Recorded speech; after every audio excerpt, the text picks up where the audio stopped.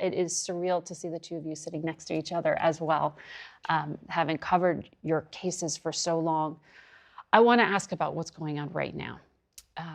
During the 12-day war, we know that Israel last June did bomb Evin prison.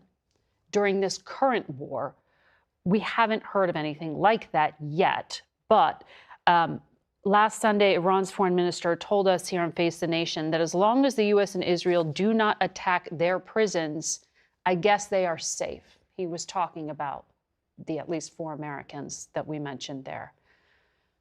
You know what it's like inside. Emad, what concerns you about the Americans there now? Thank you, Margaret, for having us here. It's great to be sitting in front of you now that we are free. I think whenever there is an issue taking place in Iran, the walls of Evin are like an amplifier. So when there's a ripple outside in the society, there's a tidal wave inside. I was there in October of 2022 when the Mahsa Amini protests were taking place. Mm-hmm. Things change rapidly from bad to worse inside. It's a very uncomfortable situation. I'm worried about the Americans that are there now, about their safety, both from their captors and, the country is being bombed. So I'm not, I'm a little worried that they might become targets of inmates. For being American. For being American. I mean, if you hear that your village, your town has been hit, and the closest thing you have to take revenge is, 3 cells down.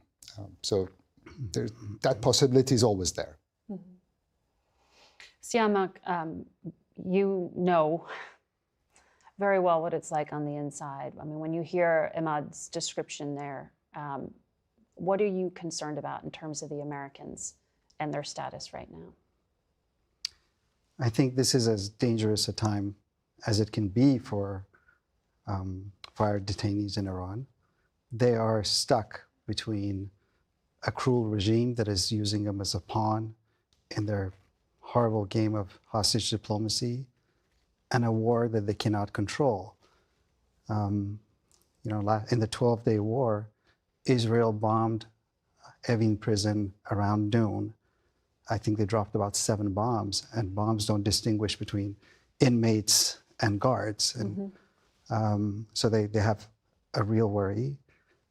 Emad pointed out correctly that as soon as the situation in the country becomes securitized, it becomes much more securitized within the prison. I am less worried about the inmates. I think these are lovely people, and they will probably have good friends around them. I am much more worried about the regime. They are the easiest to grab punching bag right now in the hands of that rogue regime. So I think this is as dangerous a time. And finally, for a hostage or wrongfully detained citizen abroad, their biggest fear is to be forgotten. Mm-hmm. And this is a very dangerous time for them with all that's going on in Washington's mind. And the regular, the countries that help, the Omanis, the Qataris, everyone has bigger fish to fry than to worry about the detainees. So let me join Emad and the others of thanking you, bringing attention to this.